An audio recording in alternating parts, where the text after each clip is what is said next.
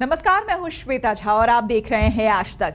देश की पहली महिला आईपीएस अधिकारी किरण बेदी अब से थोड़ी देर पहले बीजेपी में शामिल हो गई।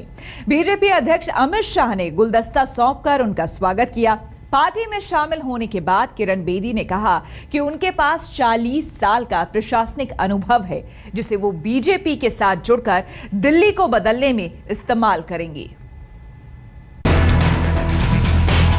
दिल्ली के दंगल से महज 23 दिन पहले भारतीय पुलिस सेवा की सबसे कद्दावर लेकिन रिटायर्ड महिला पुलिस अधिकारी ने अपने मजबूत हाथों से बीजेपी का दामन थाम लिया है। किरण बेदी अब भारतीय जनता पार्टी की सदस्य हैं। बीजेपी अध्यक्ष अमित शाह ने उनका पार्टी में स्वागत किया।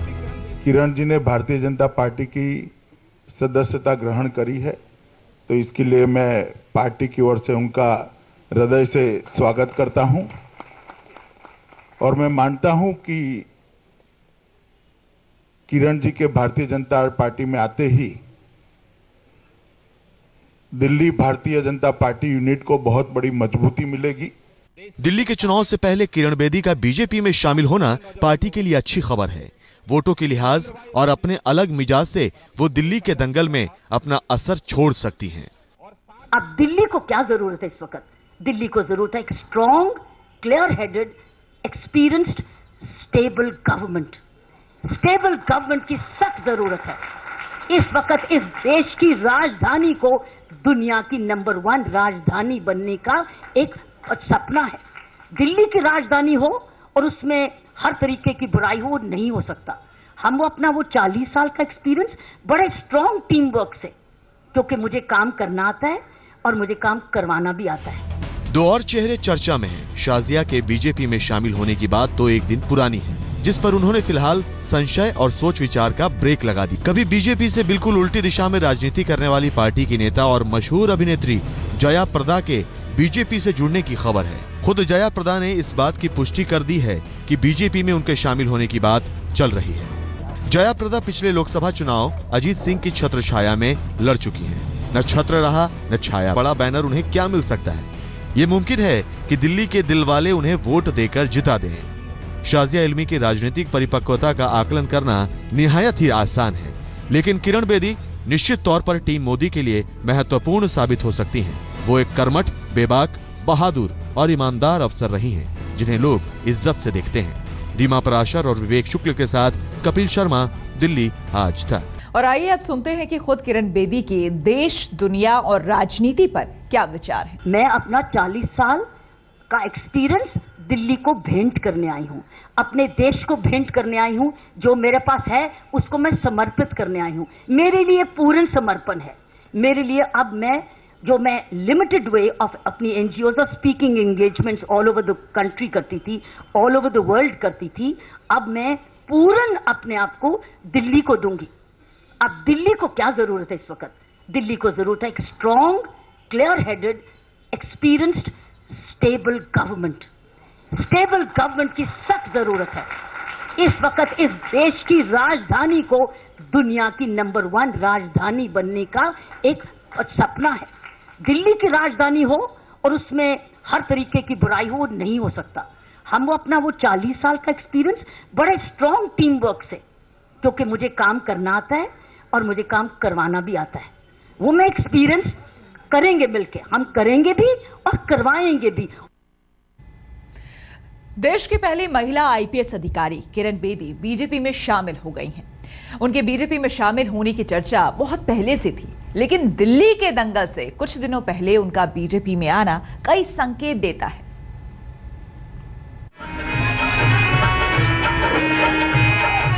व्यवस्था को सुधारने की आग किरण बेदी में हमेशा जलती रही, इसलिए पुलिस की नौकरी से आजाद होने के बाद उन्होंने खुद को अन्ना के आंदोलन से बड़ी ही सहजता से जोड़ लिया। 16 अगस्त 2011 को किरण बेदी को दिल्ली पुलिस ने 4 घंटे के लिए गिरफ्तार किया था। लोकपाल बिल को लेकर चलाए गए इस आंदोलन में वो अन्ना हजारे के कदमों से कदम मिलाती रही। तब तक अरविंद केजरीवाल भी उनके सहयोगी रहे,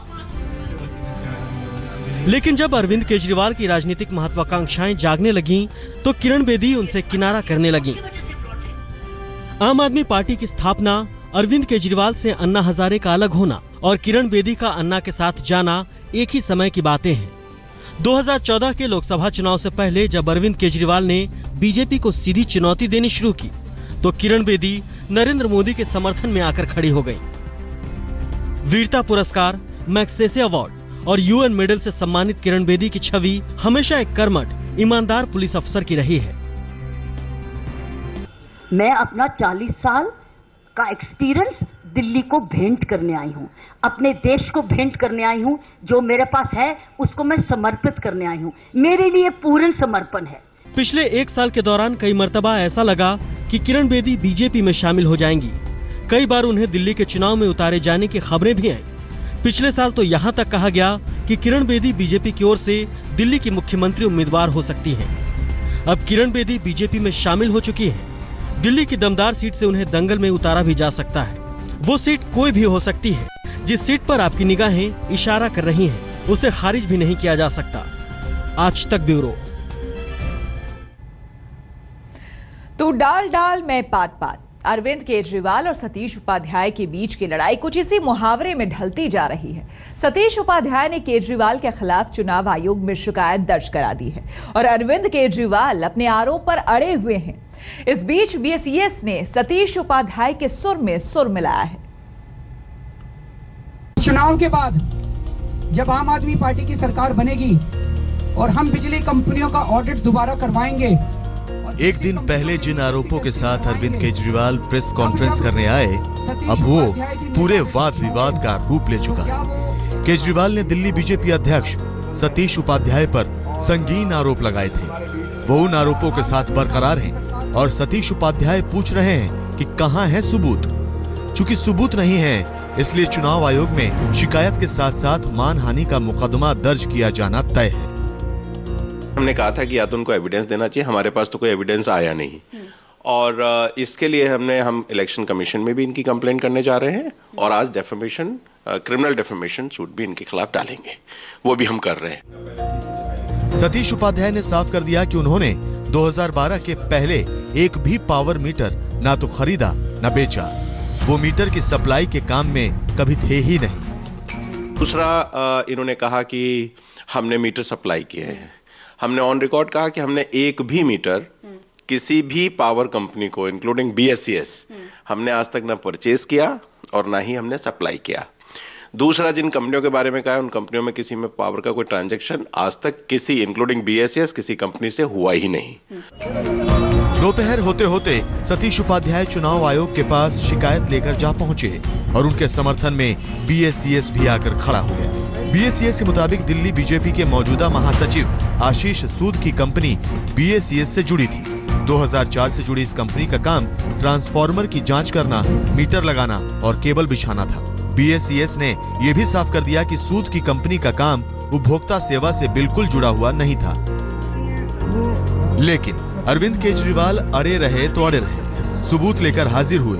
सबूतों की कितनी सच्चाई है, ये विवाद का विषय है। उन्होंने बात कही कि जब मैं सक्रिय राजनीति में आया तो मैंने सारी कंपनियों से इस्तीफा दे दिया। मालिकाना हक नहीं छोड़े, बट उन्होंने कहा मैंने इस्तीफा दे दिया। अब ये आज का MCA ministry of corporate affairs का रिकॉर्ड है, आज का 2:11 का। ये दिखाता है कि अभी भी 2 कंपनीज में डायरेक्टर हैं, Fabrilon toys India private limited, NCL infrastructure private limited. BJP और अरविंद केजरीवाल की ये लड़ाई फिलहाल खत्म नहीं हुई। इसमें अभी सबूतों और साजिशों के कई पन्ने जुड़ने बाकी हैं। पंकज जैन के साथ आज तक ब्यूरो। हमारे लिए वक्त हो गया है एक छोटे से ब्रेक का। आप देखते रहिए आज तक। तो अब से कुछ देर पहले किरण बेदी बीजेपी में शामिल हो गई। इस पर बीजेपी नेता प्रभात झा का क्या कुछ कहना है, आइए सुनते हैं। दिल्ली बीजेपी के प्रभारी प्रभात झा इस वक्त हमारे साथ मौजूद हैं। प्रभात जी, किरण बेदी अब बीजेपी में शामिल हो गई हैं, क्या दिल्ली में उनकी लीडरशिप में चुनाव लड़ा जाएगा? राष्ट्रीय अध्यक्ष जी ने बहुत स्पष्ट तौर पर कहा है कि भारतीय पुलिस प्रशासन में 40 साल रहने के बाद एक शानदार साफ सुथरी छवि जिसका वर्ल्ड में नाम है वह पार्टी में आ रही है। इसका मतलब है कि पार्टी कैसे लोगों को चाहती है। आपने कह दी कि अगुवाई, इतना जरूर कहा गया है कि जो चुनाव लड़ेंगी वो दिल्ली से, कहां से लड़ेंगी या दिल्ली तय करेगा। इसके आगे की बात राष्ट्रीय अध्यक्ष जी ने नहीं कहा है, मैं कैसे कह सकता हूँ? केजरीवाल के खिलाफ उम्मीदवार हो सकती हैं। फिर वही बात, मेरा तो सिरदर्द हो जाता, कहाँ आपने नाम ले लिया। देखिए, जनता 10 तारीख के बाद आप भी नहीं जाओगे उसका इंटरव्यू लेने। उठान पर थी, ढलान पर आई है, जनता कूड़ेदान में फेंकेगी। अच्छा, किरण बेदी जी का स्वागत किया जा रहा है, इसका क्या मायने निकाले? वो हमारे कार्यालय में आएगी दिल्ली में, निश्चित हमारे लिए गौरव का विषय है। यहाँ कार्यालय में जब आएंगे तो उनका स्वागत होगा। अभी तक मुख्यमंत्री पद का उम्मीदवार घोषित नहीं किया गया था, अब क्या माना जाए कि बीजेपी को वो चेहरा मिल गया है? राष्ट्रीय अध्यक्ष जी के कहने के बाद मैं कुछ भी नहीं कह सकता। चलिए, तो प्रभात झा कह रहे हैं कि एक चेहरा जो जाना पहचाना है, जिनकी प्रशासनिक जो क्षमता है वो लोगों ने देखी है, वो बीजेपी में आई हैं, इशारा साफ है। कैमरामैन अजय ठाकुर के साथ कपिल शर्मा, दिल्ली आज तक। हमारे लिए वक्त हो गया है एक और छोटे से ब्रेक का। देखते रहिए आज तक।